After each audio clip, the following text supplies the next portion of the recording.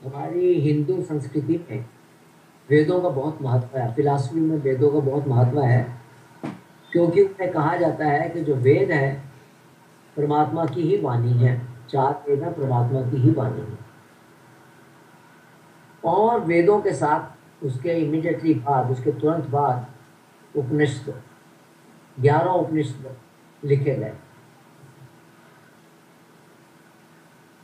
11 उपनिषदों में सबसे पहला उपनिषद ईशावास्यो उपनिषद है। ईशो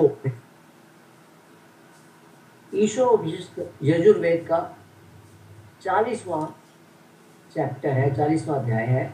इसलिए इसका बहुत ही ज्यादा महत्व है, क्योंकि ये वेदों से ही निकला है, वेदों का ही हिस्सा है। इस उपनिषद के अंदर सिर्फ 18 श्लोक हैं और उन 18 श्लोकों में सब कुछ एक्सप्लेन करने का, सब कुछ बताने का प्रयत्न किया गया है।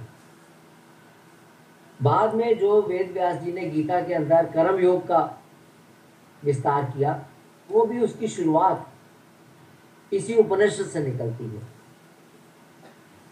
इसी उपनिषद में ज्ञान और कर्म को किस प्रकार दोनों को जोड़ा जाए, दोनों अपोजिट्स हैं, दोनों एक दूसरे के थोड़े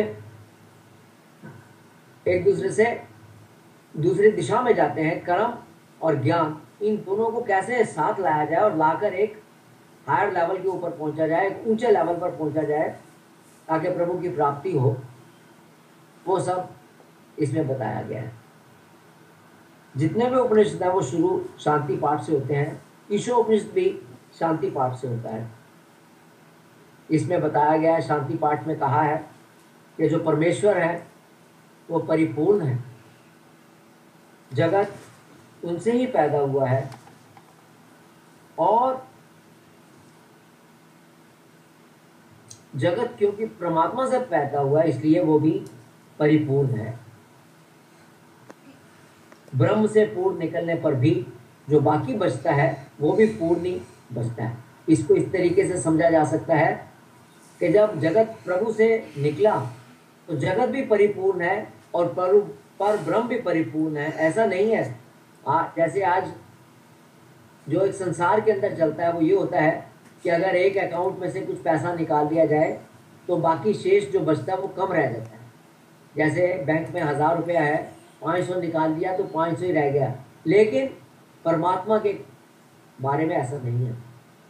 उस परिपूर्ण से जब परिपूर्ण जगत निकलता है तो प्रभु भी परिपूर्ण रहते हैं और जगत भी परिपूर्ण होता है। और इसकी उदाहरण, इसको हम इस तरीके से एक्सप्लेन कर सकते हैं कि जैसे आग है, आग जल रही है, उसमें से हम थोड़ी सी आग निकाल लेते हैं, एक और लकड़ी को लगाकर निकाल लेते हैं, तो जो आग बाकी बचती है वो कम नहीं होती, वो उसका वही स्वरूप रहता है। और जो नई निकाली जाती आग उसका भी वही स्वरूप होता है। यानी कि आग में से जब आग निकाल लेते हैं एक लकड़ी के साथ, उसको ले आते हैं बाहर, तो ये नहीं होता कि वो जो आग बची है वो कम रहेगी और जो नई आई है उसमें उतना तेज नहीं है जितना पहली वाले में था, या उससे ज़्यादा तेज है।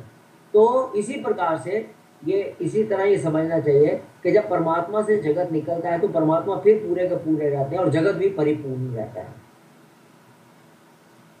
इस तरीके से शांति पाठ करने के बाद, परमात्मा का महत्व बताने के बाद, परमेश्वर का महत्व बताने के बाद ये उपनिषद शुरू होता है।